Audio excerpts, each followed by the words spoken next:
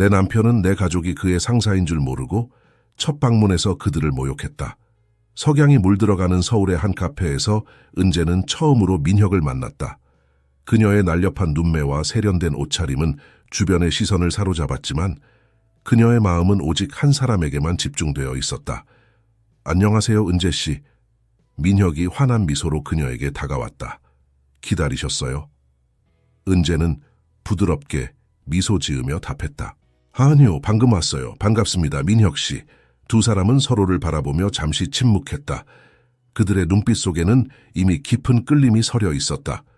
혹시 우리 전에 어디서 만난 적 있나요? 민혁이 물었다. 은재는 살짝 긴장한 듯 웃으며 대답했다. 아니요, 그럴 리가요. 처음 뵙는데요. 하지만 그녀의 마음속에서는 다른 목소리가 울렸다. 네, 당신을 알아요. 당신이 모르는 것뿐이죠. 대화가 이어질수록 두 사람의 공통점은 놀라울 정도로 많아졌다. 카페를 나와 한강변을 걸으며 두 사람은 더욱 가까워졌다. 밤하늘의 별들이 그들의 사랑을 축복하는 듯 반짝였고 강물은 그들의 이야기에 귀 기울이는 듯 조용히 흘렀다. 은재 씨, 우리 앞으로 자주 만나요. 민혁이 조심스럽게 제안했다. 은재는 잠시 망설이다 고개를 끄덕였다. 네, 좋아요. 그녀의 마음속에서는 기쁨과 불안이 교차했다. 이것이 과연 올바른 선택일까? 하지만 이미 시작된 인연의 물결을 거스를 수는 없었다. 그렇게 두 사람의 로맨스는 시작되었고 6개월 후 그들은 결혼을 약속했다. 결혼식 날, 은재의 가족들은 모두 평범한 모습으로 참석했다. 아버지 김태우는 소박한 양복 차림이었고 어머니 박지연은 단정한 한복을 입었다. 오빠 김준호는 평범한 회사원처럼 보였다. 하객들 사이에서 은재의 가족을 본 민혁은 의아해했다. 당신 가족들이 생각보다 소박해 보이네요. 은재는 미소로 답했다. 우리 가족이 원래 그래요. 겉모습보다 내면을 중요하게 여기거든요. 민혁은 고개를 끄덕였지만 그의 눈빛에는 작은 실망감이 스쳐 지나갔다. 그는 아내의 가족이 좀 더 화려하고 영향력 있기를 바랐던 것일까? 결혼식이 끝나고 신혼여행을 다녀온 후 두 사람은 서울 강남의 고급 아파트에 새 보금자리를 마련했다. 민혁은 대기업 임원으로 승진했고 은재는 평범한 주부의 삶을 살기 시작했다. 하지만 은재의 마음 한구석에는 늘 불안감이 자리 잡고 있었다. 언젠가는 모든 진실이 밝혀질 것이고 그때 민혁은 어떤 반응을 보일까? 그녀는 매일 밤 그 순간을 상상하며 잠들곤 했다. 제2장 숨겨진 진실 결혼 1주년을 맞이한 어느 날 민혁은 은재에게 특별한 제안을 했다. 여보, 우리 이번 주말에 당신 부모님 댁에 다녀오는 게 어때요? 결혼하고 나서 제대로 인사드리지 못했잖아요. 은재는 잠시 당황했지만 이내 미소 지으며 대답했다. 그래요, 좋아요. 부모님도 좋아하실 거예요. 주말이 되자 두 사람은 경기도 용인의 한적한 마을로 향했다. 차에서 내린 민혁은 주변을 둘러보며 놀란 표정을 지었다. 여보, 여기가 정말 당신 부모님 댁이에요. 생각보다 너무 소박한데. 은재는 조용히 대답했다. 네, 우리 부모님은 검소한 삶을 좋아하세요. 현관문이 열리고 은재의 부모님이 나왔다. 김태우와 박지연 부부는 소박한 차림새로 두 사람을 반갑게 맞이했다. 어서 오세요, 사위. 김태우가 웃으며 말했다. 민혁은 예의 바르게 인사했지만 그의 눈빛에는 약간의 실망감이 스쳐 지나갔다. 그는 아내의 부모가 좀 더 화려하고 영향력 있는 사람들일 거라 기대했던 것이다. 집 안으로 들어서자 은재의 오빠 준호가 거실에서 그들을 맞이했다. 오랜만이에요, 동생. 준호가 은재를 안아주며 말했다. 그리고 민혁에게 고개를 숙여 인사했다. 처음 뵙겠습니다, 매형. 민혁은 준호를 위아래로 훑어보며 물었다. 무슨 일을 하세요? 준호는 담담하게 대답했다. 작은 회사에서 일하고 있어요. 큰 기업은 아니지만 나름대로 보람을 느끼며 일하고 있죠. 민혁의 얼굴에 실망감이 더욱 짙게 드리워졌다. 그는 아내의 가족들이 모두 평범하고 소박한 삶을 사는 것에 대해 의아해하는 듯했다. 저녁 식사 시간 박지연은 정성스럽게 준비한 음식들을 테이블에 차렸다. 사위 많이 드세요. 제가 직접 만든 거예요. 박지연이 따뜻한 미소로 말했다. 민혁은 음식을 먹으며 칭찬했지만 그의 말투에는 약간의 거만함이 묻어났다. 맛있네요, 어머님. 하지만 저희가 자주 가는 미슐랭 레스토랑 요리와는 좀 다르네요. 은재는 남편의 발언에 당황했지만 가족들은 평온한 표정을 유지했다. 식사가 끝나고 남자들은 거실에 모여 대화를 나누기 시작했다. 민혁은 자신의 회사 생활과 성과에 대해 자랑하기 시작했다. 저희 회사가 얼마나 큰지 아세요? 연매출이 수조 원에 달해요. 제가 맡은 프로젝트만 해도 수백억 규모죠. 김태우는 조용히 듣고 있다가 물었다. 그렇군요. 그런데 사위 회사에서 직원들과의 관계는 어떠세요? 민혁은 잠시 당황했지만 이내 대답했다. 솔직히 말해서 좀 답답해요. 대부분의 직원들이 제 기대에 미치지 못하거든요. 특히 중간 관리자들이 문제예요. 능력도 부족하고 책임감도 없어요.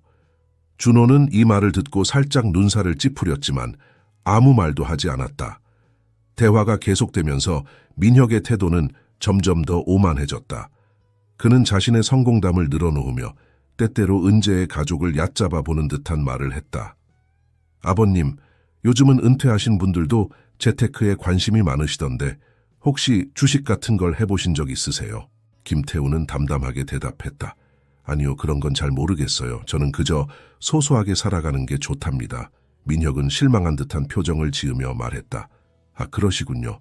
제가 한번 조언을 해드릴까요? 제 경험상 은재는 이 모든 상황을 지켜보며 마음이 불편해졌다.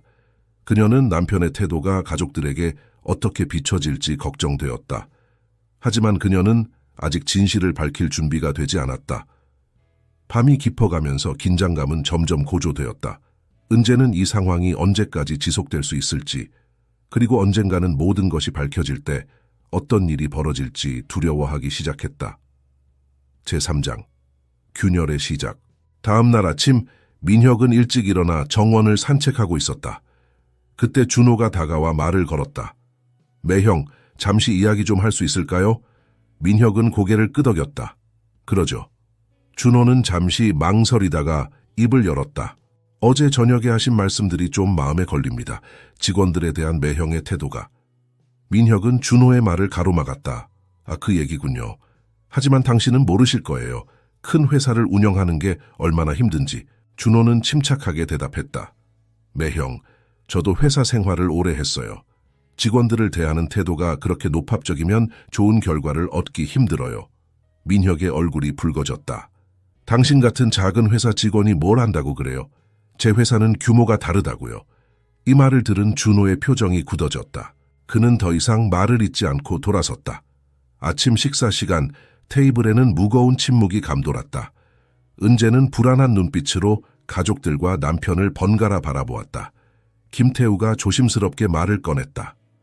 사위, 오늘은 어떤 계획이 있나요? 민혁은 건방진 미소를 지으며 대답했다. 글쎄요, 이 동네에 볼만한 게 있을까요? 아, 맞다. 요즘 제 회사에서 추진 중인 리조트 개발 부지가 이 근처에 있어요. 한번 가보는 것도 좋겠네요. 박지연이 걱정스러운 표정으로 물었다. 리조트요? 혹시 청청송마을 근처인가요? 민혁은 놀란 듯이 대답했다. 네, 맞아요. 어떻게 아셨어요? 박지연은 남편과 눈빛을 교환하며 말했다. 그 마을에는 오래된 문화유산이 많아요. 주민들도 대대로 그곳에서 살아왔고요. 개발이 진행되면 그분들은 어떻게 되나요? 민혁은 무신경하게 대답했다. 그야 당연히 이주해야죠. 발전을 위해서는 어쩔 수 없는 일이에요. 그들에게도 충분한 보상이 주어질 거예요. 김태우가 조용히 말했다. 하지만 돈으로 보상할 수 없는 것들도 있지 않을까요? 민혁은 약간 짜증난 듯한 표정으로 말했다. 아버님, 세상이 변하고 있어요. 그런 감상적인 생각으로는 아무것도 이룰 수 없어요. 은재는 이 대화를 들으며 점점 더 불편해졌다. 그녀는 남편의 생각이 이렇게 차가울 줄 몰랐다. 오후 민혁은 은재에게 리조트 부지를 둘러보자고 제안했다.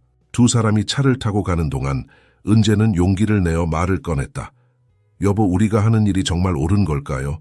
그 마을 사람들의 삶을 뒤흔드는 건 아닐까요? 민혁은 차가운 목소리로 대답했다. 은재, 당신까지 그러지 말아요. 이건 비즈니스예요. 감정을 섞으면 안 돼요. 은재는 더 이상 말을 잇지 못했다. 그녀의 마음속에서는 폭풍이 일고 있었다.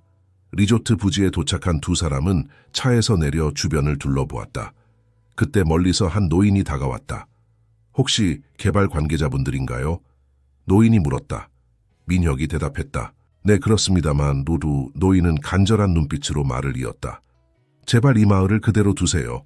우리에겐 이곳이 전부입니다. 민혁은 노인을 무시하며 은재의 팔을 잡아 끌었다. 가요, 여보. 그 순간 은재의 눈에서 눈물이 흘러내렸다. 그녀는 더 이상 참을 수 없었다. 여보, 나 당신에게 말해야 할 게 있어요. 민혁은 의아한 표정으로 은재를 바라보았다. 무슨 말이에요? 은재는 깊은 숨을 내쉬고 입을 열었다. 사실 이 프로젝트의 최종 결정권자는 나예요. 민혁의 눈이 커졌다. 무슨 소리예요? 내가 청흥그룹의 상속자예요. 이 회사가 우리 가족 소유라고요. 민혁은 충격에 빠져 아무 말도 하지 못했다. 그의 머릿속이 하얘졌다. 은재는 눈물을 흘리며 계속 말했다. 아버지가 바로 청흥그룹의 회장이세요. 어제 당신이 만난 분들이 모두... 민혁의 얼굴이 창백해졌다. 그는 자신이 어제 저녁 내내 어떤 행동을 했는지 떠올렸다. 그의 오만한 태도, 무례한 말들, 모든 것이 주마등처럼 스쳐 지나갔다. 그럼 준호 씨는? 은재가 대답했다. 오빠는 우리 회사의 기술개발 총괄이사예요. 당신이 무능하다고 했던 그 직원이... 민혁은 그 자리에 주저앉고 말았다. 그의 세계가 무너져 내리는 것 같았다. 은재는 흐느끼며 말을 이었다. 나는 당신의 진짜 모습을 보고 싶었어요. 돈과 권력 없이. 그래서 이렇게 숨겼던 거예요. 민혁은 고개를 들어 은재를 바라보았다. 그의 눈에는 분노와 배신감, 그리고 깊은 후회의 빛이 교차했다. 당신 날 속였어요. 은재는 고개를 저었다. 아니에요. 난 그저 진실한 사랑을 원했을 뿐이에요. 두 사람 사이에 깊은 침묵이 내려앉았다. 멀리서 새들이 지저귀는 소리만이 들려올 뿐이었다.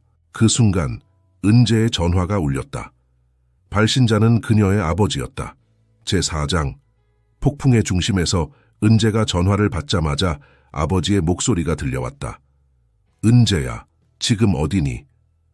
은재는 떨리는 목소리로 대답했다. 아버지, 저 모든 걸 말했어요. 전화 너머로 깊은 한숨소리가 들려왔다. 알겠다. 곧 집으로 와라. 모두 함께 이야기를 나눠야겠구나. 전화를 끄는 은재는 민혁을 바라보았다. 그의 얼굴에는 복잡한 감정이 뒤섞여 있었다. 우리 돌아가야 해요. 민혁은 말없이 고개를 끄덕였다. 두 사람은 무거운 침묵 속에서 차를 타고 은재의 본가로 향했다. 집에 도착하자 가족들이 모두 거실에 모여 있었다. 김태우는 이제 더 이상 평범한 은퇴자의 모습이 아니었다. 그의 눈빛에는 강인함과 지혜가 깃들어 있었다. 앉으렴. 김태우가 말했다. 민혁은 주눅든 모습으로 소파에 앉았다. 그의 앞에는 어제까지만 해도 평범해 보였던 사람들이 이제는 한국 최고의 기업 가문으로 앉아 있었다. 김태우가 입을 열었다. 사위, 우리가 이렇게 한 것은 은재를 보호하기 위해서였소. 재벌 가문의 딸이라는 이유로 은재가 상처받는 것을 원치 않았기 때문이지. 민혁은 고개를 숙인 채 말했다. 죄송합니다. 제가 너무 오만했어요. 박지연이 한숨을 내쉬며 말했다. 우리도 잘못이 있어요. 이렇게 큰 비밀을 숨긴 채 결혼을 시킨 것이. 준호가 날카로운 목소리로 끼어들었다. 하지만 어머니 민혁 형이 보여준 태도는 변명의 여지가 없어요. 직원들을 그렇게 대하고 우리 가족을 얕봤잖아요. 민혁은 고개를 들어 준호를 바라보았다. 정말 죄송합니다. 제가 큰 잘못을 했어요. 김태우가 다시 입을 열었다. 이제 우리 앞에는 두 가지 선택이 있어. 하나는 이 모든 것을 묻어두고 예전처럼 살아가는 것이고, 다른 하나는... 그의 말이 끝나기도 전에 은재가 벌떡 일어났다. 아니에요. 저는 더 이상 거짓말 속에서 살고 싶지 않아요. 이제는 모든 것을 바로잡고 싶어요. 민혁도 일어섰다. 저도 동의합니다. 제 잘못을 인정하고 바로잡겠습니다. 그동안의 제 행동을 진심으로 반성하고 있어요. 김태우는 깊은 생각에 잠긴 듯했다. 그렇다면 우리 모두 함께 노력해야 할 것 같구나. 민혁 자네는 이제부터 우리 회사의 말단 사원으로 일하게 될 거요. 모든 것을 처음부터 배워나가야 해. 민혁은 고개를 끄덕였다. 네, 그렇게 하겠습니다. 박지연이 걱정스러운 눈빛으로 물었다. 은재야, 너는 어쩔 거니? 은재는 결연한 표정으로 대답했다. 저도 회사에 들어가겠어요. 아버지께서 물려주신 책임을 다하고 싶어요. 준호가 의아한 표정으로 물었다. 그럼 청송마을 프로젝트는 어떻게 할 거야? 은재와 민혁은 서로를 바라보았다. 그들의 눈빛 속에는 이제 막 깨달은 진실과 책임감이 서려 있었다. 은재가 대답했다. 그 프로젝트는 전면 재검토해야 할 것 같아요. 주민들의 의견을 듣고 환경을 보호하면서도 지역 발전에 도움이 되는 방향으로 바꿔야 해요. 민혁이 덧붙였다. 제가 그동안 너무 이익만을 쫓았어요. 이제는 기업의 사회적 책임에 대해 진지하게 고민하겠습니다. 김태우는 만족스러운 표정으로 고개를 끄덕였다. 좋아, 그렇게 하자꾸나. 하지만 앞으로의 길이 쉽지만은 않을 거다. 그날 밤 은재와 민혁은 오랜 시간 이야기를 나누었다.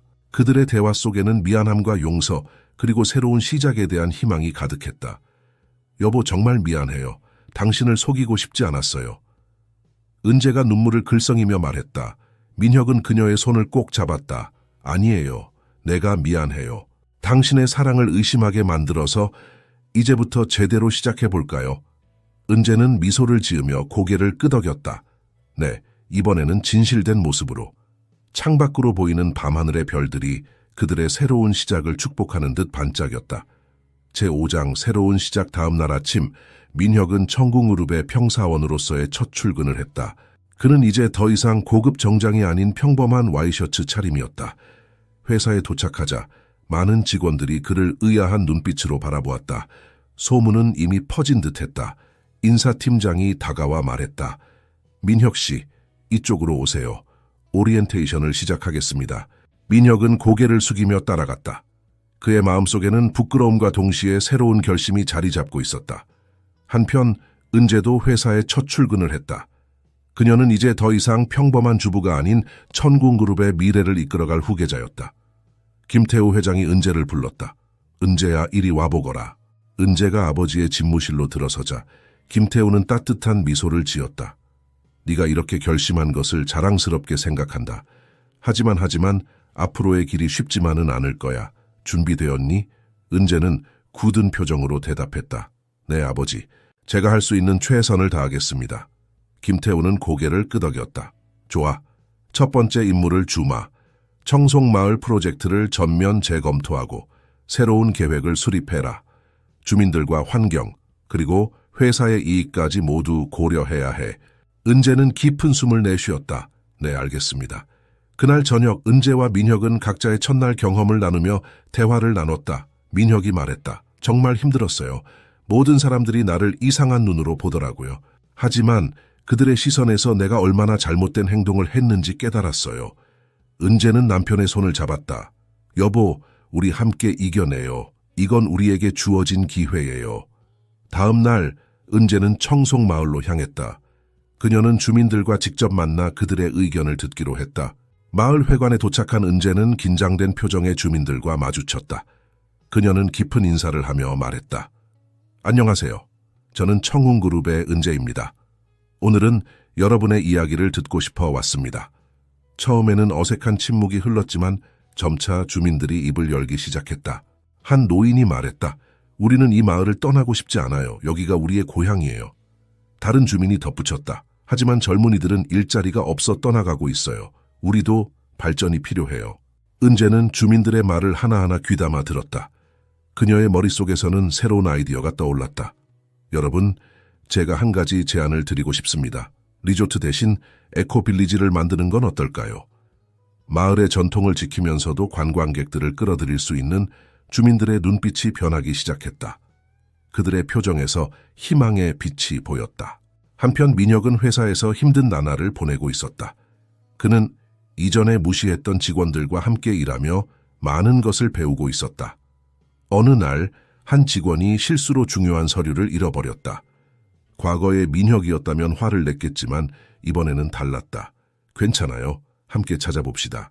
민혁이 말했다. 그의 변화된 모습에 직원들은 놀라워했다. 시간이 흐르면서 은재의 에코빌리지 계획은 구체화되었고 주민들의 지지를 얻기 시작했다. 민혁도 점차 직원들의 신뢰를 얻어가고 있었다. 어느 날 김태우 회장이 두 사람을 불렀다. 너희들의 노력을 지켜보았다. 은재, 내 계획은 혁신적이야. 민혁, 너의 변화도 놀랍구나. 이제 너희에게 더 큰 책임을 맡기고 싶어. 은재와 민혁은 서로를 바라보았다. 그들의 눈빛 속에는 이제 자신감과 사랑이 가득했다. 준비됐습니다, 아버지. 두 사람이 동시에 대답했다. 제6장 진정한 성공의 의미.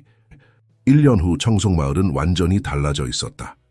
에코빌리지 프로젝트는 대성공을 거두어 많은 관광객들이 찾아오기 시작했고 마을 주민들의 삶의 질도 크게 향상되었다.